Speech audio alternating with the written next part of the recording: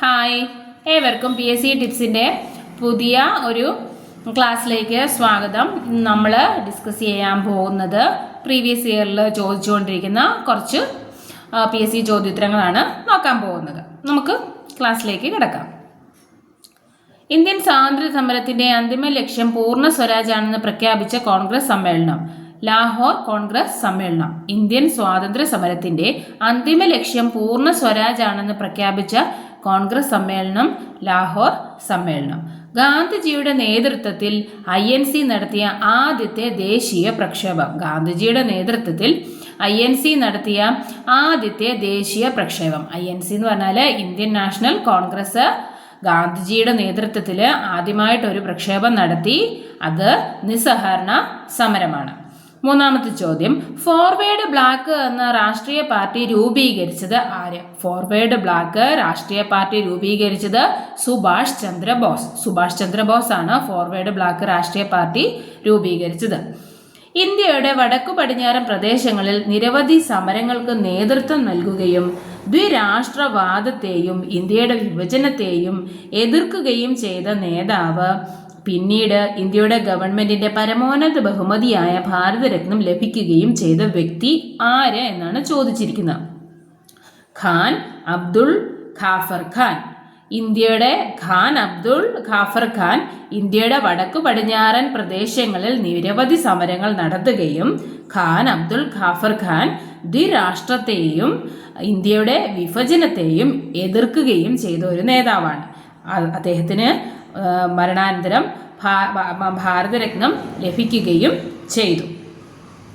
അടുത്ത ചോദ്യം എന്ന് പറയുന്നത്, ചുവടെ തന്നിരിക്കുന്ന മിതവാദി നേതാക്കളിൽ ഉൾപ്പെടാത്തത് ഏത് എന്നാണ് ചോദിച്ചിരിക്കുന്നത്. അപ്പം ഇന്ത്യൻ നാഷണൽ കോൺഗ്രസ്സിൽ രണ്ട് വിഭാഗങ്ങളുണ്ടായിരുന്നു. മിതവാദികളും ഉണ്ടായിരുന്നു, തീവ്രവാദി വിഭാഗങ്ങളും ഉണ്ടായിരുന്നു. അപ്പോൾ ഈ മിതവാദി വിഭാഗത്തിലെ ആൾക്കാർ ആരൊക്കെയാണെന്നും തീവ്രവാദി വിഭാഗത്തിലെ ആൾക്കാർ ആരൊക്കെയാണെന്നും നമ്മൾ സെപ്പറേറ്റ് കറക്റ്റായിട്ട് പഠിച്ചിരുന്നാൽ മാത്രമേ ആ ഒരു ചോദ്യത്തിന് നമുക്ക് ഉത്തരം ചെയ്യാനായിട്ട് പറ്റത്തുള്ളൂ.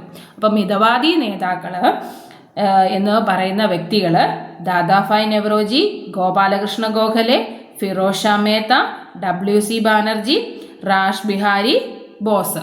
ഇത്രയും പേരാണ് മിതവാദി വിഭാഗത്തിൽ പെടുന്നത്. ഒന്നുകൂടെ പറയാം, മിതവാദി വിഭാഗത്തിലെ നേതാക്കൾ അവർ അഹിംസയാണ് പ്രോത്സാഹിപ്പിച്ചിരുന്നത്. അവർ ദാദാഭായ് നവറോജി, ഗോപാലകൃഷ്ണ ഗോഖലെ, ഫിറോസ് ഷാ മേത്ത, WC ബാനർജി, റാഷ് ബിഹാരി ബോസ്. തീവ്രവാദ വിഭാഗത്തിലെ നേതാക്കൾ അവർ അക്രമാസക്തമായ രീതിയിൽ നമ്മൾ സമാധാനപരമായിട്ടല്ലാതെ അക്രമപരമായിട്ട് വേണം രാഷ്ട്രീയം നേരിടൽ എന്ന ഒരു രീതി പിന്തുടരുന്ന ആൾക്കാരാണ് തീവ്രവാദി വിഭാഗങ്ങളിൽ ഉണ്ടായിരുന്നത്. അവരിൽ പ്രധാനപ്പെട്ട ആൾക്കാർ ബാലഗംഗാധര തിലക്, ലാലാ ലജ്പത് റായ്, ബിപിൻ ചന്ദ്ര പാൽ. ഈ മൂന്ന് പേരും ലാൽ പാൽ ബാൽ എന്നാണ് അറിയപ്പെട്ടിരുന്നത്. ഒരു വ്യക്തിയും കൂടെ ഉണ്ട്, അരവിന്ദ ഘോഷ്. ഇത്രയും പേരാണ് തീവ്രവാദി വിഭാഗത്തിൽ ഉണ്ടായിരുന്നത്. സ്വത്തവകാശ മൗലിക അവകാശത്തിൽ നിന്നും എടുത്തു മാറ്റിയ ഭരണഘടനാ ഭേദഗതി. 44-ാം ഭരണഘടനാ ഭേദഗതി. 44-ാം ഭരണഘടനാ ഭേദഗതിയിൽ നിന്നും സ്വത്തവകാശ മൗലിക അവകാശം എന്നതിൽ നിന്നും എടുത്ത് മാറ്റപ്പെട്ടു. ഇപ്പോൾ അതൊരു നിയമ അവകാശമാണ്. സംസ്ഥാനത്തെ ഏറ്റവും ഉയർന്ന കോടതി ഹൈക്കോടതിയാണ്. ഒരു സംസ്ഥാനത്തെ ഏറ്റവും ഉയർന്ന കോടതി ഹൈക്കോടതിയാണ്. ഭരണഘടനാ ഡ്രാഫ്റ്റിംഗ് കമ്മിറ്റിയുടെ അധ്യക്ഷൻ ഡോക്ടർ BR അംബേദ്കറാണ്. ഭരണഘടനാ ഡ്രാഫ്റ്റിംഗ് കമ്മിറ്റിയുടെ അധ്യക്ഷൻ ഡോക്ടർ BR അംബേദ്കറാണ്. ലോകത്തിലെ ഏറ്റവും വലിയ എഴുതപ്പെട്ട ഭരണഘടനയുള്ള രാജ്യം ഇന്ത്യ. ലോകത്തിലെ ഏറ്റവും വലിയ എഴുതപ്പെട്ട ഭരണഘടനയുള്ളത് ഇന്ത്യക്ക് ആണ്. ഭരണഘടനയുടെ ആമുഖത്തിൽ സൂചിപ്പിച്ചിട്ടുള്ള അടിസ്ഥാന ലക്ഷ്യങ്ങൾ ഏതൊക്കെ എന്നാണ് ചോദിച്ചിരിക്കുന്നത്.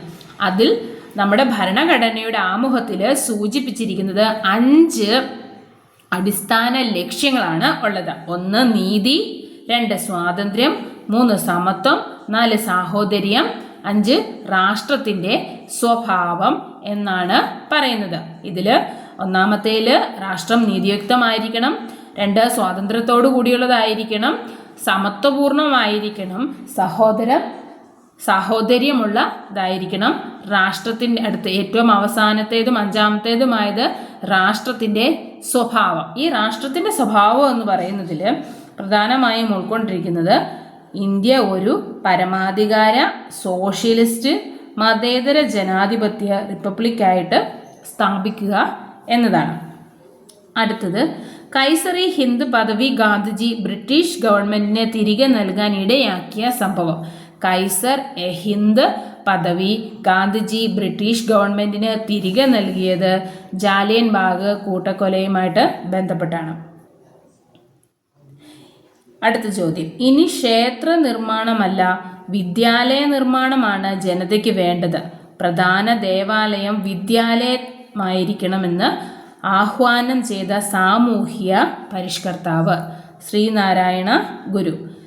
ഇനി ക്ഷേത്ര നിർമ്മാണമല്ല വിദ്യാലയ നിർമ്മാണമാണ് ജനതയ്ക്ക് വേണ്ടത്.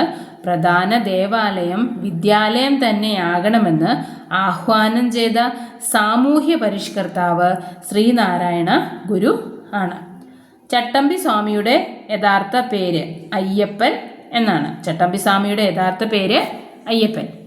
അടുത്തത്, പഴശ്ശി കലാപം അടിച്ചമർത്തിയ British collector Thomas Harvey Baber. Thomas Harvey Baber. American model ഭരണം അറബിക്കടലിൽ എന്ന മുദ്രാവാക്യം ഏത് സമരവുമായി ബന്ധപ്പെട്ടിരിക്കുന്നു? അമേരിക്കൻ മോഡൽ ഭരണം അറബിക്കടലിൽ എന്ന മുദ്രാവാക്യം ഏത് സമരവുമായി ബന്ധപ്പെട്ടിരിക്കുന്നു? പുന്നപ്പറ വയലാർ സമരം. പുന്നപ്പറ വയലാർ സമരം. ഇപ്പോഴത്തെ ഹൈക്കോടതി ചീഫ് ജസ്റ്റിസ് ആശിഷ് ജിതേന്ദ്ര ദേശായി. ഇപ്പോഴത്തെ ഹൈക്കോടതി ചീഫ് ജസ്റ്റിസ് ആശിഷ് ജിതേന്ദ്ര ദേശായി. അടുത്ത ചോദ്യം, കേരളത്തിലെ സമ്പൂർണ്ണ ഡിജിറ്റൽ ജില്ല തൃശ്ശൂർ. കേരളത്തിലെ സമ്പൂർണ്ണ ഡിജിറ്റൽ ജില്ല Thrissur.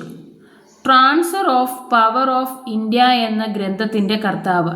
Transfer of power of India എന്ന ഗ്രന്ഥത്തിൻ്റെ കർത്താവ് VP മേനോൻ.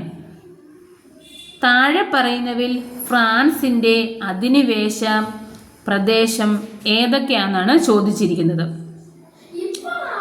ദാമാൻ ദിയു, ഗോവ, പോണ്ടിച്ചേരി. പോണ്ടിച്ചേരിയാണ് ഫ്രാൻസ് അധിനിവേശ പ്രദേശം, ബാക്കിയുള്ളത് അല്ല.